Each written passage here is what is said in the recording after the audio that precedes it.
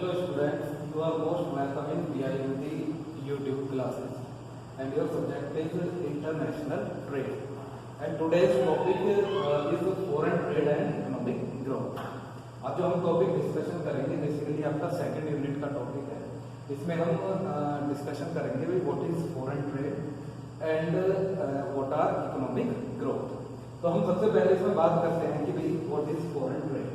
Foreign trade basically आप इसके बारे में जानते हो, मैंने स्टार्टिंग में बताया था जब एक टॉपिक था आपका इंटरनेशनल ट्रेड। तो बेसिकली फॉरेन जो आपकी ट्रेड होती है उसमें क्या होता है कि यहाँ पर भी आपका फॉरेन ट्रेड के अंदर एक्सपोर्ट और इंपोर्ट होता है। ठीक है, एक्सपोर्ट और इंपोर्ट मीन्स क्या कि टू कंट्रीज होती हैं। One country is your domestic country and another is foreign country. तो उनके बीच में जो भी ट्रेड होगा, जो भी गुड्स या जो भी आपके सर्विसेज होंगी या जो भी आपकी कैपिटल होगी, ठीक है, उसका जो भी एक्सचेंज होगा बिटवीन द टू और मोर कंट्री, तो आप उसे नॉर्मली क्या कहोगे, उसे हम फॉरेन ट्रेड कहते हैं। What is that is called foreign trade कि इसमें एक one domestic and one foreign country आपस में एक्सचेंज करते हैं गुड्स और सर्विसेज या कैपिटल, उसे आप कहते हो फॉरेन ट्रेड। अब आगे हम बात करते हैं कि भाई what are the types of foreign trade, कि जो फॉरेन ट्रेड होती है, ठीक है, उसके आपके क्या क्या टाइप्स होते हैं। ठीक है, तो यहाँ पर एक डायग्राम बना हुआ है, बड़ा सिंपल डायग्राम है। इसमें क्या है कि आपके टाइप्स ऑफ फॉरेन ट्रेड दिए हुए हैं। Types of foreign trade means क्या कि यदि हम फॉरेन ट्रेड की बात करें तो आपकी थ्री टाइप्स इसके होते हैं। एक आपका इंपोर्ट होता है, first one, second one is your export और थर्ड वन क्या होता है आपका री एक्सपोर्ट। अब हम सबसे पहले बात करते हैं इंपोर्ट की। इंपोर्ट क्या होता है, ठीक है, इंपोर्ट बेसिकली क्या होता है कि जब सपोज करो हम वी आर फ्रॉम इंडिया, ठीक है, हमारे इंडियन कंट्री है और हम किसी अनदर कंट्री से, चाहे आपका यूएस हो, यूके हो या चाइना हो, कोई भी गुड्स और सर्विसेज वहां से हम मंगाते हैं, ठीक है, तो वो हमारे लिए क्या होगा, हमारे लिए वो इंपोर्ट होगा और उन कंट्रीज के लिए वो वहां पर एक्सपोर्ट होगा। तो नॉर्मली इंपोर्ट में क्या करते हैं हम अपनी जो भी हमारी नीड्स होती हैं या जो भी हमारी रिक्वायरमेंट्स होती हैं रिगार्डिंग एनी प्रोडक्ट, तो जिसे हम अपने जो डोमेस्टिक प्रोडक्शन है उससे फुलफिल नहीं कर पाते, तो हम क्या करते हैं दूसरे कंट्री से उसे हम इंपोर्ट कराते हैं। तो फर्स्ट टाइप इसमें क्या हुआ आपका इंपोर्ट। सेकंड टाइप है इसमें आपका एक्सपोर्ट। एक्सपोर्ट में आपका क्या होता है कि हम जब अपनी कंट्री से कोई भी प्रोडक्ट है या कोई भी आपकी सर्विसेज है या कोई भी चाहे कैपिटल हो कुछ भी हो, हम उसे किसी दूसरी कंट्री में भेजते हैं, ठीक है, that is called export. Export basically हम कब करेंगे कि जब हम प्रोडक्शन करते हैं और जो हम प्रोडक्शन करते हैं उससे हम अपनी बेसिक नीड्स भी पूरी कर देते हैं, लेकिन साथ के साथ क्या कि उसके बाद भी जो हमारा प्रोडक्ट है, जो हमारे प्रोडक्ट अवेलेबिलिटी है वो बनी रहती है, तो हम उसे क्या करते हैं, उसे हम एक्सपोर्ट कर देते हैं इन डिफरेंट कंट्रीज।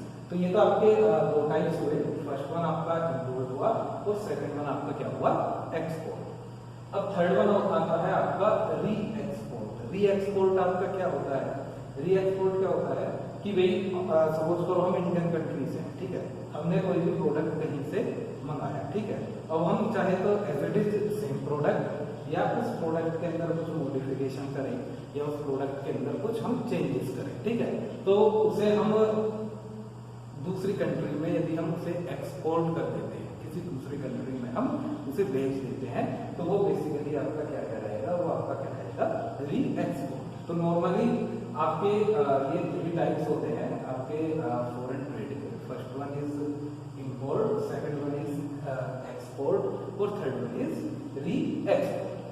अब आगे हम बात करेंगे इसमें कि भाई what are the importance of foreign trade, कि जो फॉरेन ट्रेड होती है, ठीक है, उसकी आपकी क्या क्या इंपॉर्टेंस होती है, ठीक है। तो इसमें आपकी सबसे पहली इंपॉर्टेंस है division of labour and specialisation. Division of labour and specialisation का मतलब क्या होता है कि भाई हम कोई भी प्रोडक्ट बनाते हैं, ठीक है, हमें पता है कि भाई जो हमारी लेबर है या जो भी हमारा स्पेशलाइजेशन है इस पर्टिकुलर प्रोडक्ट में ज्यादा है, ठीक है, तो हम क्या करेंगे, उसे ज्यादा से ज्यादा उसे प्रोडक्शन करेंगे, उसी के हिसाब से लेबर का डिवीजन करेंगे और उस प्रोडक्ट को एक्सपोर्ट करना वहां पर स्टार्ट कर देंगे। सेकंड है आपका optimum allocation and utilisation. Utilisation of resources. अब हमें पता है कि भाई हमें फॉरेन ट्रेड करनी है, तो हम क्या करेंगे कि जो भी हमारे पास अवेलेबल रिसोर्सेज होंगे, ठीक है, जो भी हमारे पास क्या होंगे अवेलेबल रिसोर्सेज होंगे, हम उन रिसोर्सेज को क्या करेंगे, उनका एक ऑप्टिमम यूटिलाइजेशन करेंगे, उनका हम एक बेटर यूटिलाइजेशन करेंगे, जिससे कि क्या हम उसे ज्यादा से ज्यादा उसका प्रोडक्शन करें और उसे का ज्यादा से ज्यादा हम एक्सपोर्ट वहां पर कर सकें। नेक्स्ट इंपॉर्टेंस है इसकी आपका equality of price. Equality of price का मतलब क्या होता है, बेसिकली जब हम प्राइस की बात करते हैं तो हम डिमांड और सप्लाई देखकर प्राइस जो है किसी भी प्रोडक्ट की सेट करते हैं, ठीक है।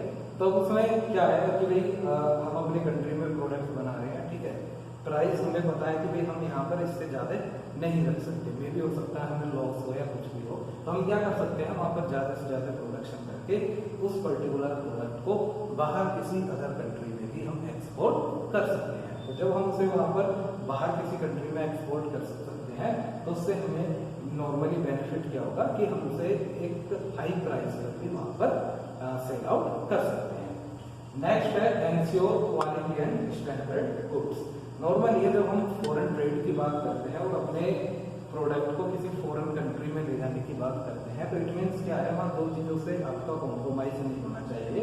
एक क्वालिटी, एक तो जो हमारा गुड्स है उसका स्टैंडर्ड, और दूसरे हमारे गुड्स की क्वालिटी, क्योंकि हमें जब इंटरनेशनल मार्केट में जाना होता है तो ऑब्वियसली एक सिंपल सी बात है, ठीक है, हमें क्या करना होगा, जो हमारी अपने प्रोडक्ट है उसकी क्वालिटी को हमें इम्प्रूवमेंट करना होगा। अब हमें दिखाई दे रहा है कि हमें एक्सपोर्ट करना है, फॉरेन ट्रेड करनी है, तो हम ऑब्वियसली अपने प्रोडक्ट की जो क्वालिटी होगी उसे इम्प्रूव करके चलेंगे, अदरवाइज क्या होगा कि हम फॉरेन मार्केट में सर्वाइव नहीं कर पाएंगे। नेक्स्ट जो इसकी आपकी इम्पोर्टेंस है वो है आपका raising standard of living of peoples. इससे हम क्या करेंगे कि भाई जितनी भी ज्यादा से ज्यादा फॉरेन ट्रेड होती है वो कहीं ना कहीं लोगों का लिविंग स्टैंडर्ड्स इंप्रूव करके चलती है। अब कैसे कि भाई कोई भी प्रोडक्ट है हमारे यहाँ पर नहीं है तो हमने क्या किया, उसे इम्पोर्ट कर लिया, ठीक है। इम्पोर्ट किसके थ्रू होता है, जो हमारी आपकी फॉरेन ट्रेड होती है, हमने उसे इम्पोर्ट कर लिया। इम्पोर्ट करने के बाद हुआ कि जिस प्रोडक्ट की हमें नीड थी वो नीड हमारी कहीं ना कहीं वहां पर फुलफिल हुई, तो उससे हमने क्या किया कि जो हमारे पीपल्स हैं उनका हम लिविंग स्टैंडर्ड्स जो है वो वहां पर हम इम्प्रूव कर सकते हैं। नेक्स्ट है जनरेट एम्प्लॉयमेंट अपॉर्चुनिटी। इससे क्या होता है कि जो एम्प्लॉयमेंट की अपॉर्चुनिटीज होती हैं वो भी ज्यादा से ज्यादा आपकी जनरेट होती है। ज्यादा से ज्यादा प्रोडक्शन करेंगे, फॉरेन ट्रेड करेंगे, लार्ज स्केल पर प्रोडक्शन हमारा होगा, तो ऑब्वियसली इससे क्या होगा कि जो हमारे एम्प्लॉयमेंट की अपॉर्चुनिटी है वो यहाँ पर आपकी इंक्रीज हो जाएगी। नेक्स्ट इंपॉर्टेंस है फैसिलिटेट इकोनॉमिक डेवलपमेंट। किसी भी कंट्री के लिए बेसिकली क्या होता है कि यदि उसका एक्सपोर्ट इंपोर्ट से ज्यादा है, ठीक है, एक्सपोर्ट इंपोर्ट से ज्यादा का मतलब क्या है कि सपोज करो हम 1 लाख करोड़ का माल एक्सपोर्ट करते हैं और सब 70,000 करोड़ का माल हम एक्सपोर्ट करते इंपोर्ट करते हैं, तो कहीं ना कहीं हमने एक्सपोर्ट ज्यादा किया, तो आप जितने एक्सपोर्ट ओरिएंटेड कंट्री होंगे उतना ही आपकी कंट्री का जो इकोनॉमिक डेवलपमेंट है वो उतना ही ज्यादा आपकी कंट्री का वहां पर इकोनॉमिक डेवलपमेंट होता है। Assistance during natural climates. Natural climates का मतलब क्या होता है कि भाई कभी कभी क्या होता है कि भाई कहीं पर सडनली कोई भी नेचुरल डिजास्टर आ जाती है, जिससे कि क्या वहाँ के पीपल्स को दिक्कत होती है, तो हम क्या कर सकते हैं, वहां पर किसी चीज की कमी हुई तो हम उसे फॉरेन ट्रेड के थ्रू वहां पर उन्हें पहुंचा सकते हैं। लास्ट है maintains balance of payment position. हम एक्सपोर्ट और इंपोर्ट के थ्रू जो हमारी बीओपी पोजीशन होती है, बैलेंस ऑफ पेमेंट पोजीशन होती है, हम उसे मेंटेन करके चलते हैं। जो बीओपी है हमसे आगे नए टॉपिक में डिस्कस करेंगे पूरे को कि आपका बीओपी क्या होता है। इसके बाद है आपके इसके features of foreign trade.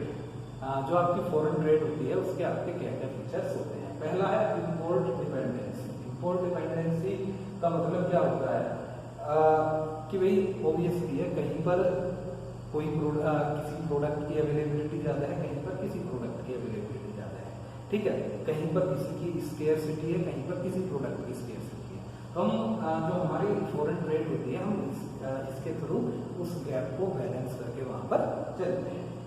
Import capital goods and industrial goods. हम जो भी हमारे कैपिटल गुड्स होते हैं या इंडस्ट्रियल गुड्स होते हैं उन्हें हम इंपोर्ट कर सकते हैं यदि हमारे पास उनकी अवेलेबिलिटी नहीं है। Export of agriculture raw material and products, जैसे हम इंडिया की बात करें तो हम सबसे ज्यादा एक्सपोर्ट जो करते हैं वो क्या किसका करके चलते हैं, जो हमारा एग्रीकल्चर गुड्स होते हैं, जैसे आपका टी हुआ, चाय, ठीक है, उसे हम सबसे ज्यादा एक्सपोर्ट करके चलते हैं। अनफेवरेबल बैलेंस ऑफ पेमेंट, यदि आपका बैलेंस ऑफ पेमेंट अनफेवरेबल हो रहा है तो आप फॉरेन ट्रेड के थ्रू उसे एक बैलेंस में ला सकते हो।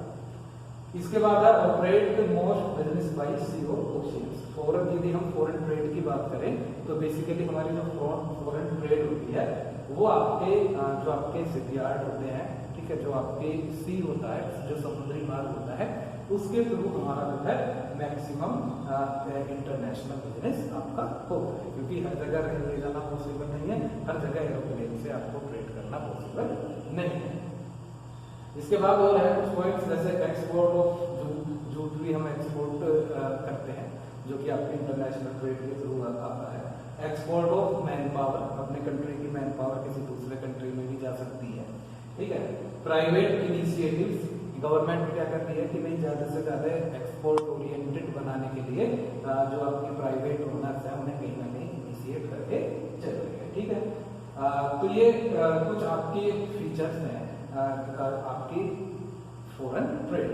अब हम आगे बात करते हैं कि भाई व्हाट इज इकोनॉमिक ग्रोथ, कि इकोनॉमिक ग्रोथ क्या होती है, ठीक है। ये तो हमने फॉरेन ट्रेड की बात करी। इकोनॉमिक ग्रोथ बेसिकली क्या होता है कि किसी भी कंट्री की यदि हम इकोनॉमिक ग्रोथ की बात करें तो उसमें हमें बहुत सारे पैरामीटर्स डिफाइन करके चलने होते हैं। जैसे कंट्री की हमें जीडीपी देखनी होती है, ठीक है, लोगों का लिविंग स्टैंडर्ड देखना होता है, लोगों की इनकम लेवल देखना होता है, साथ के साथ जो भी हमारे गुड्स हैं या जो भी हमारी सर्विसेज है उनके प्राइसेस को हमें देखना होता है कि प्राइस ज़्यादा कम या ज़्यादा नहीं तो हो रहे हैं। साथ के साथ हम इकोनॉमिक ग्रोथ की बात करें तो हम वहाँ पर एम्प्लॉयमेंट भी देखकर वहाँ पर चलते हैं, क्योंकि क्या होता है कि किसी भी कंट्री की जो इकोनॉमिक ग्रोथ होती है इन सारे फैक्टर्स के ऊपर डिपेंड होती है। किसी एक पर्टिकुलर फैक्टर को लेकर हम इकोनॉमिक ग्रोथ के बारे में जज नहीं कर सकते, ठीक है। तो इसमें हमें बहुत सारी चीजें देखनी पड़ती है, अपना इंडस्ट्रियलाइज प्रोडक्शन भी देखना पड़ता है, एम्प्लॉयमेंट रेट भी हमें यहाँ पर देखना पड़ता है, लोगों की इनकम भी हमें देखनी पड़ती है, लोगों का जो इन्फ्लेशन भी हमें देखना होता है, लोगों का हमें लिविंग स्टैंडर्ड भी यहाँ पर देखना पड़ता है। तो that is called your economic growth. आप रोज आज की डेट में पढ़ते हो कि भाई इकोनॉमी इतने % से ग्रोथ करेगी, इकोनॉमी इतने % से ग्रोथ करेगी, या इस साल इकोनॉमी की ग्रोथ जो है डाउन रहेगी। तो वो सब हम किसके भी यहाँ पर करते हैं, जो ये सारे पैरामीटर्स मैंने आपको बताए हैं। तो ठीक है, आज हमने डिस्कस किया है टॉपिक फॉरेन ट्रेड और इकोनॉमिक